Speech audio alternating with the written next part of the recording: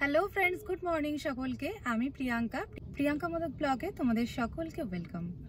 आज के आमी चले एसेछि एकटा नतून भिडियो निये। আর আজকের ভিডিওটা একটু অন্যরকম হতে চলেছে, তার কারণ আজকে আমি একটু ঘুরতে বেরিয়েছি। যদিও জায়গাটা আমার খুবই চেনা। আমি যাচ্ছি আজকে টাকিতে।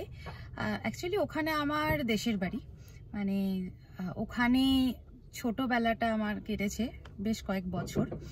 তো এক বছরের মধ্যে লাস্ট এক বছরের মধ্যে আমি একবারই যেতে পেরেছি ওখানে। তার জন্য আজকে একটু টাইম পেয়েছি, তাই ভাবলাম যাই ওখান থেকে একবার ঘুরে আসি। তো আজকে কিন্তু আমি যাচ্ছি, আমি বারাসাত থেকে রওনাও দিয়ে দিয়েছি। তো এখন ঘড়িতে বাজে দুপুর 1:45। তো দেখা যাক কতক্ষণে আমরা পৌঁছাই। তো চলো, ওখানে যাওয়ার পরে দেখা যাক কোথায় কোথায় ঘুরতে যেতে পারি। তো চলো বন্ধুরা, দেখা হচ্ছে আবার। প্রথমে বলি টাকি কিভাবে যেতে হবে। টাকি হলো হাসনাবাদের আগের স্টেশন। অনেকেই হয়তো হাসনাবাদের নাম শুনেছ, কিন্তু টাকির নাম শোনোনি। আবার অনেকেই টাকি হাসনাবাদ দুই জায়গাকারই নাম শুনেছ। যদি ট্রেনে কেউ আসো তাহলে টাকির স্টেশনে নামতে হবে। শিয়ালদা থেকে আসতে চাইলে হাসনাবাদ লোকালে উঠে টাকি স্টেশন নামতে হবে। আবার ঠিক বনগাঁ থেকেও যদি কেউ আসতে চাও তাহলে তোমাদের আগে বারাসাত আসতে হবে, তারপর সেখান থেকে হাসনাবাদ লোকালে উঠে টাকি স্টেশন। তোমরা যে দিক থেকেই যাও না কেন টাকির স্টেশনেই কিন্তু তোমাদের নামতে হবে। অন্যদিকে যদি বাসে করে কেউ যাও তাহলে টাকির থুবার মোড় বাস স্টপেজে তোমাদের নামতে হবে। সেখান থেকে তোমরা টোটো পেয়ে যাবে। টোটো পেয়ে ওখানে বলতে হবে যে ইছামতির নদীর পাড়ে যাব, তাহলেই কিন্তু সোজা নিয়ে যাবে ইছামতির নদীর পাড়ে। আবার ঠিক তেমনই যদি স্টেশন থেকে যারা আসবে তারাও স্টেশনে নামার পরে টোটো থাকবে, সেখানে যদি বলো ইছামতির নদীর পাড়ে যাব, সেখানে কিন্তু তোমাদের নিয়ে যাবে। আর যারা গাড়ি নিয়ে আসবে মনে করছো তারাও কিন্তু গাড়ি নিয়েই আসতে পারো, কারণ থুবার মোড় থেকে তোমরা যখন ইছামতির নদীর পাড়ে যাবে সেই ইছামতির নদীর পাড়েই কিন্তু আছে পার্কিংয়ের ব্যবস্থা। তার জন্য গাড়ি রাখার কোনো সমস্যাই হবে না। ওখানে পার্কিংটাও যথেষ্ট বড়, ওখানে টাকা দিয়ে গাড়ি কিন্তু রাখতে হবে। আর নদীর পাড়েই কিন্তু আছে টোটোর ব্যবস্থা। ওখানে টোটো বুক করে তোমরা দেখে নিতে পারো টাকির ঐতিহ্যময় জায়গাগুলো। হ্যাঁ, তবে বলে রাখি, টাকির যে গোলপাতার জঙ্গল আছে, যেটা খুবই পরিচিত এখন সকলের কাছে, সেটা কিন্তু বিকেল 4টেই বন্ধ হয়ে যায়। তাই যদি কেউ গোলপাতার জঙ্গল দেখতে চাও তাহলে তাকে 4টের মধ্যেই ওখানে কিন্তু যেতে হবে, মানে গোলপাতার জঙ্গলে। এবার আসি ওখানকার খাওয়া দাওয়াতে। টাকিতে খাওয়া দাওয়ার কিন্তু কোনো চিন্তাই নেই, কারণ নদীর পাড়ে অনেক হোটেল রেস্টুরেন্ট আছে। এছাড়াও তোমরা ওখানকার রিসর্টেও খাওয়া দাওয়া করতে পারো। আর একদিনের জন্য যদি কেউ কম খরচে ঘুরতে চাও তাহলে কিন্তু টাকি সত্যি খুব অসাধারণ একটা জায়গা। আবার যদি কেউ মনে করো রাতে থাকবে, তার জন্য কিন্তু ব্যবস্থা আছে। টাকি গেস্ট হাউসের সাথে সাথে এখন ওখানে আছে আরও অনেক গেস্ট হাউস। এছাড়াও আছে নানান ধরনের রিসর্ট আর হোটেল সোনার বাংলা। তোমরা তোমাদের ইচ্ছে মতো, মানে পছন্দসই জায়গায় কিন্তু থাকতেই পারো। কথা বলতে বলতে আমি কিন্তু চলে এসেছি টাকির থুবার মোড়, এবং থুবার মোড় বাস স্ট্যান্ড থেকে কিন্তু আমি সোজা চলে যাচ্ছি টাকির নদীর পাড়ের উদ্দেশ্যে।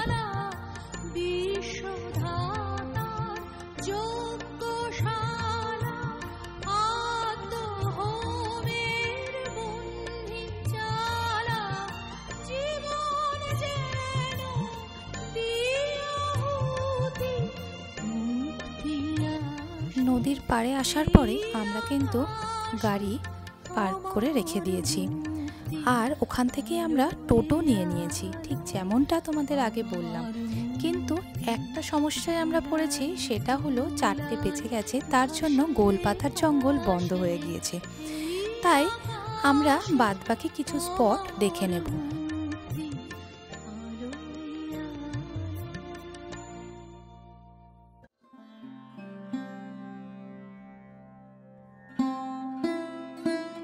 তো আমি টোটোতে করে যাচ্ছি, তোমরাও ওখানে কিন্তু অবশ্যই টোটো নিয়ে নেবে। আর টোটোতে করে কিন্তু বেশ অনেকটাই যেতে হবে। আর নতুন গড়ে উঠেছে টাকির মালদ্বীপ রিসর্ট।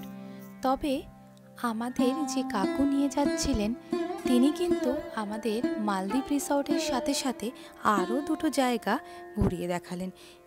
এই যে তোমরা দেখতে পাচ্ছ এটাই হচ্ছে সেই ইছামতি নদী। বিজয়া দশমীর দিন যেখানে আগে ওপার বাংলা এপার বাংলা একাকার হয়ে যেত, বিজয়া দশমীতে এই ইছামতিতে যতটা ভিড় হয় ঠিক তেমনইভাবে কিন্তু পিকনিক টাইমে মানে শীতকালের টাইমেও কিন্তু ঠিক ততটাই ভিড় হয়। চলো দেখতে দেখতে আমি চলে আসলাম কিন্তু প্রথম স্পট শঙ্কর রায়চৌধুরীর বাড়ি।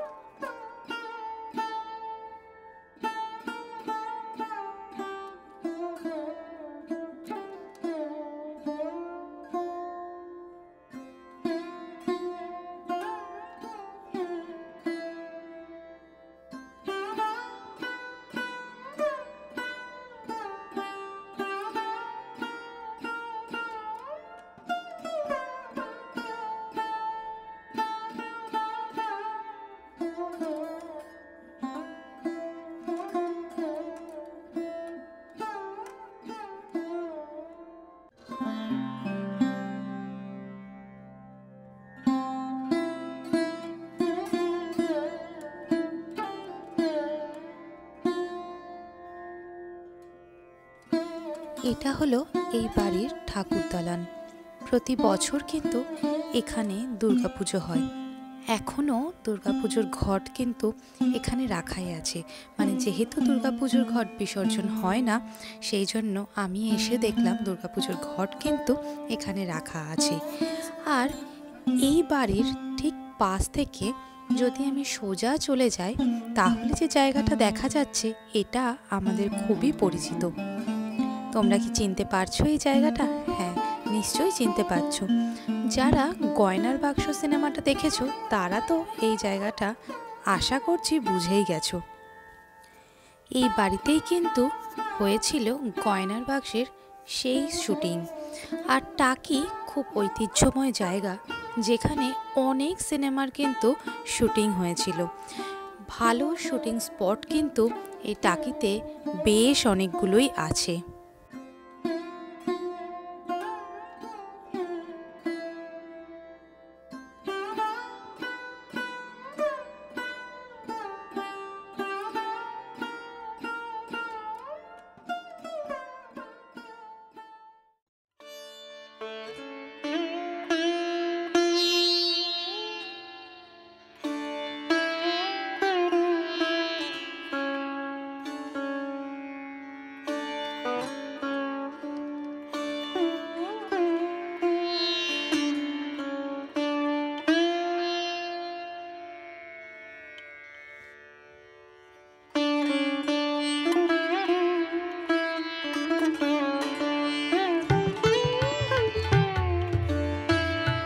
আমরা কিন্তু আস্তে আস্তে বেরিয়ে আসলাম, তার কারণ বাদবাকি জায়গাগুলো তো দেখতে হবে, সন্ধে হয়ে যাচ্ছে। তো পথে পড়ল আর একটা জিনিস, এইটা হচ্ছে একটা নলকূপ যেটা ইংরেজ আমলের ছিল। ওখান থেকে শুনলাম যে এই নলকূপটা ঘুরিয়ে ঘুরিয়ে জল তোলা হতো, কিন্তু সেই জায়গাটা এখন আর নেই। তবে এই নলকূপটা এখনো পর্যন্ত কিন্তু আছে, যেটা ভিডিওতে দেখা যাচ্ছে। আর এই জায়গাটাকেই কিন্তু সংরক্ষণ করে রাখা হচ্ছে।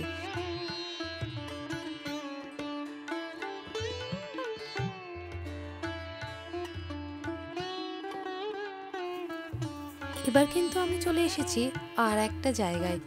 কি এটাও চেনা লাগছে তো? হ্যাঁ, সত্যি এটা খুব চেনা একটা জায়গা। এখানেই কিন্তু বিসর্জন সিনেমার শুটিং হয়েছিল, সেই হিসাবেই কিন্তু এই জায়গাটা বিখ্যাত হয়ে আছে। দেখতে দেখতে আমি কিন্তু চলে আসলাম টাকির মালদ্বীপ রিসর্টে। মালদ্বীপ রিসর্টে আসবো বলেই টোটো বুক করা হয়েছিল, কিন্তু কাকু আমাদেরকে বাদবাকি জায়গাগুলোও দেখিয়ে দিয়েছেন। সেই জন্য আমি ভিডিওর মাধ্যমে তোমাদের সাথেও কিন্তু শেয়ার করতে পারলাম। টাকি মালদ্বীপ রিসর্টে এখানে টিকিট আছে 20 টাকা করে, এখানে পার হেড টিকিট। তো আমিও টিকিট কেটেই ভেতরে ঢুকলাম। মালদ্বীপ রিসর্টে আমি কিন্তু প্রথমবারই আসলাম। আমার ঢুকতেই খুব সুন্দর লাগলো জায়গাটা। চারিদিক গাছপালায় যেমন সাজানো, তার সাথে সাথে এখানে কিন্তু আছে অনেক পাখি। পাখিগুলোকে বেশ সুন্দরভাবে রাখা হয়েছে, আর বিশাল বড় এরিয়া। এখানে মাঝে মধ্যেই দেখলাম টুকটাক খাবার স্টল বসেছে। কেউ যদি চাও এখানে বোটিংও করতে পারো, এখানে কিন্তু বোটিংয়ের ব্যবস্থাও আছে। সবথেকে বড় কথা, এখানে কিন্তু ভীষণ দাম দিয়ে যে সমস্ত কিছু অ্যাক্টিভিটি করতে হয়, মানে বোটিং করতে হয় বা খাওয়া দাওয়া, তা কিন্তু একদমই না। খুব কম খরচে আমরা কিন্তু এই টাকির মালদ্বীপ রিসর্ট ঘুরে আসতে পারি। তোমরা এখানে দেখতেই পাচ্ছ, বোটিং মাত্র 20 টাকায়।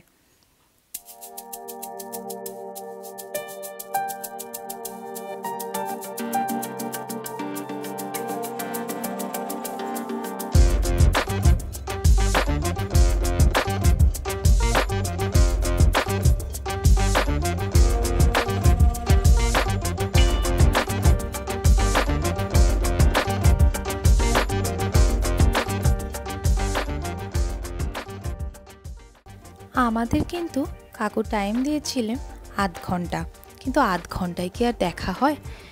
আমাদের একটু বেশি টাইমই লেগেছে। জায়গাটা যেহেতু এত বড়, আমি ভেতরে ঢোকার পরে হাঁটতে হাঁটতে কিন্তু সব জায়গায় দেখলাম।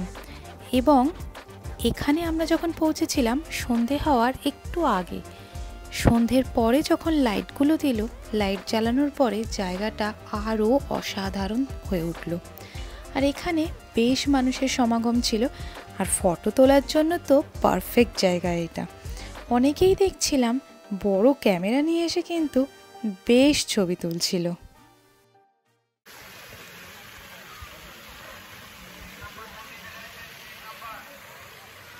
দেখো, টাকির মালদ্বীপ রিসর্টে ঘুরতে এসে এটা প্রজাপতি না পেয়েছি। অনেকক্ষণ ধরে সবাই ফটোশ্যুট করছিল, তার জন্য আমি বসতে পারছিলাম না, কিন্তু এখন আমি বসেছি। এখন আর আমার উঠতে ইচ্ছা করছে না, কিন্তু অনেক লাইন লেগে গেছে, উঠতে হবে। বেশ ভালো লাগছে। চলো তোমাদেরকে একটু দেখাই। এই দেখো, এখানে সবাই ছিল, চলেই গেল।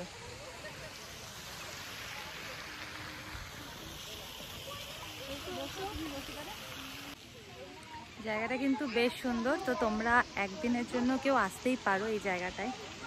খুব একটা বেশি খরচাও না। টাকি এখান থেকে এন্ট্রি ফিস আছে 20 টাকা করে, আর নদীর পাড় থেকে মানে টোটো আছে। তো আমরা 300 টাকা বলছিল, তো আমরা 200 টাকায় এসেছি। তো তোমরা কিন্তু আসতেই পারো। এখানে খাওয়ার স্টলও আছে, তো খাওয়া দাওয়াতেও কোনো প্রবলেম হবে না। জায়গাটা খুব সুন্দর, আর রাত হলে বেশি ভালো লাগছে লাইটটা পড়ছে বলে। আচ্ছা, এই হচ্ছে কটেজ, ছোট ছোট কটেজ। মানে মালদ্বীপ রিসর্ট মানে তো বুঝতেই পারছো, কটেজটা তো থাকবেই, যেখানে থাকবে আর কি সবাই। মালদ্বীপের তো অ্যাট্রাকশন, পয়েন্ট অফ অ্যাট্রাকশান তো ওটাই। তো এখানেও কিন্তু করেছে।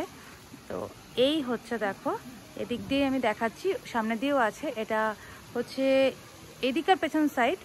তো সেখানে আমি দেখাচ্ছি, সামনে দিয়ে এরকম দোলনাও আছে কিন্তু প্রত্যেকটা রুমের সাথে সাথে। আর এটাও এখানে হচ্ছে, এটা এখনো কমপ্লিট হয়নি, এটা হচ্ছে। আর এই হচ্ছে পুরো এরিয়াটা। আমরা এখন ওই পার্টটাতে যাচ্ছি, ওই দিকটাতে দেখা যাক, চলো।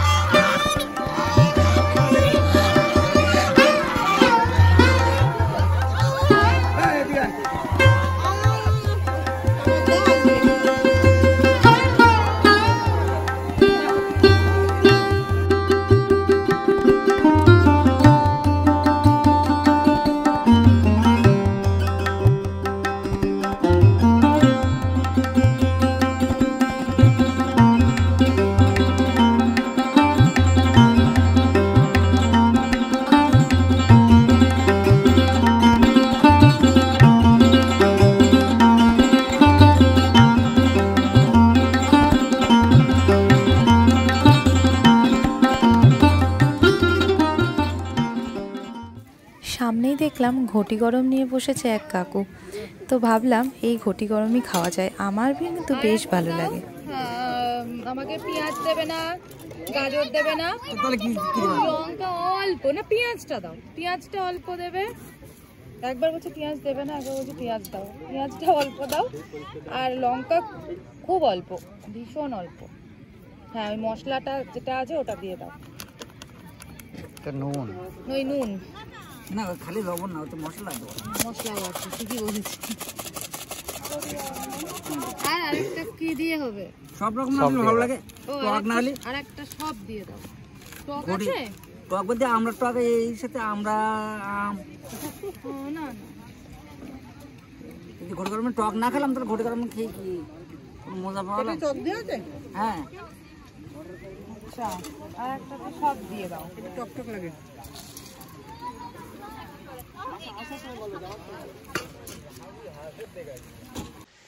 তো তোমরা দেখলে টাকির মালদ্বীপ রিসর্ট।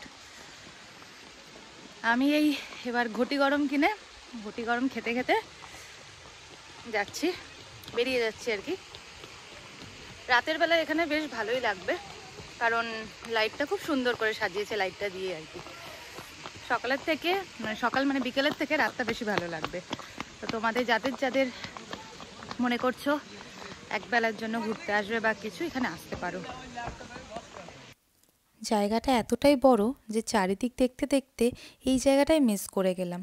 এটা কিন্তু ঢোকার শুরুতেই, কিন্তু জানি না কিভাবে মিস করে গেলাম। সামনেই দেখি একটা গোপাল ভাঁড় হাতে মাছ নিয়ে দাঁড়িয়ে আছে, বেশ সুন্দর লাগলো, তাই এই জায়গাটাও ভিডিও করে নিলাম।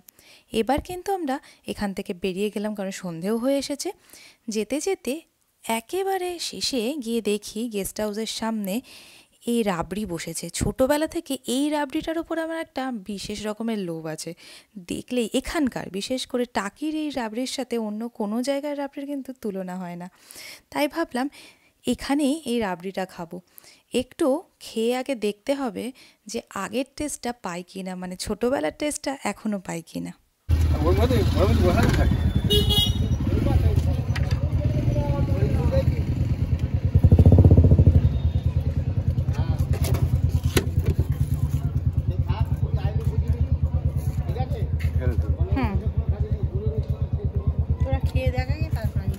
আচ্ছা, খারাপ দিয়ে খাবেন। টাকির আরেকটি দর্শনীয় স্থান হলো টাকি কুলেশ্বরী কালীবাড়ি। 400 বছরের বেশি সময় ধরে টাকির এই কুলেশ্বরী কালীবাড়ির কালীর আরাধনা হয়ে আসছে। অনেক দূর দূরান্ত থেকে কিন্তু ভক্তের সমাবেশ ঘটে এই কালীবাড়িতে। শোনা যায় আগে এখানে মহিষ বলি হতো, কিন্তু এখন তা অবশ্য বন্ধ হয়ে গিয়েছে। তবে পাঠা বলি, কুমড়ো বলিও কিন্তু এখানে হয়ে থাকে। কুলেশ্বরী কালীবাড়ির প্রতিমার 4টি হাতই কিন্তু রূপোর তৈরি। এই প্রতিমা খুবই জাগ্রত, তার জন্য বহু দূর দূরান্ত থেকে মানুষ কিন্তু এখানে পুজো দিতে আসেন। এই মন্দিরটি প্রতিষ্ঠা হয় রাজা প্রতাপাদিত্যর সময়। কথিত আছে ইছামতির তীরে এই দেবী ঘট ভেসে এসেছিল, আর সেই ঘট প্রতিষ্ঠা করেই এই মন্দির তৈরি হয়েছে। যেহেতু নদীর কূলে এই ঘট ভেসে এসেছিল, তার জন্য এই মন্দিরের নাম হয় টাকি কুলেশ্বরী কালীবাড়ি। টাকির জমিদার ভবানী দাস রায়চৌধুরী এই মন্দির প্রতিষ্ঠা করেন, আর সেই সময় থেকে কিন্তু সারা বছর এখানে পুজো হয়ে আসছে। কালী পুজোর সময় এখানে ভীষণ রকম ধুমধাম করে কিন্তু পুজো হয়। এছাড়াও মায়ের ভোগ দেওয়া হয় বেশ অনেক কিছু। কলকাতা থেকেও কিন্তু অনেক ভক্তরা এই কুলেশ্বরী কালীবাড়িতে আসেন। এছাড়াও কলকাতার বাইরেও কিন্তু বহু মানুষ এই কুলেশ্বরী কালীবাড়িতে এসে মায়ের পুজো দিয়ে যান।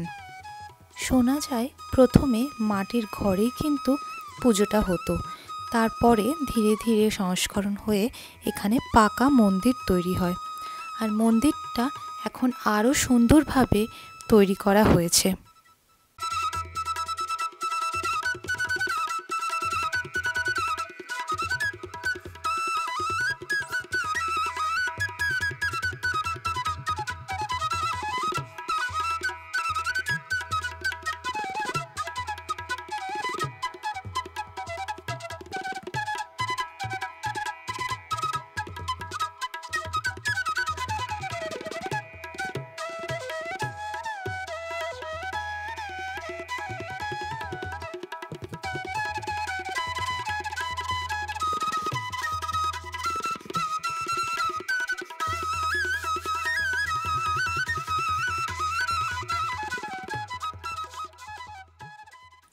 টাকি মন্দির দর্শন করে এবার কিন্তু সময় হয়ে গেছে বাড়ি ফেরা, কারণ অনেকটাই সন্ধে হয়ে গেছে। এবার তো বাড়ি আসতেই হবে, কারণ টাইমটা তো লাগবে। তো তোমরা যারা টাকিতে আসবে তারা কিন্তু অবশ্যই এই কালীবাড়িটায় একবার এসো, আমার মনে হয় ভালো লাগবে তোমাদের। আর যদি একদিনের ছুটি কাটাতে হয় তাহলে টাকি কিন্তু আসতেই পারো। টাকিতে অনেক জায়গা আছে দেখার মতো। আর তার থেকে বড় কথা, গোলপাতার জঙ্গল, যেটা আমি যেতে পারলাম না, মিনি সুন্দরবন নামে পরিচিত, ওটা দেখার জন্য অবশ্যই তোমাদের আগে আসতে হবে, কারণ 4টেই বন্ধ হয়ে যায়। তো বন্ধুরা, আজকের ভিডিওটা এই অবধি। ভালো লাগলে লাইক করো, শেয়ার করো, কমেন্ট করো, আর নতুনরা আমার চ্যানেলটাকে সাবস্ক্রাইব করে আমার পাশে থেকো।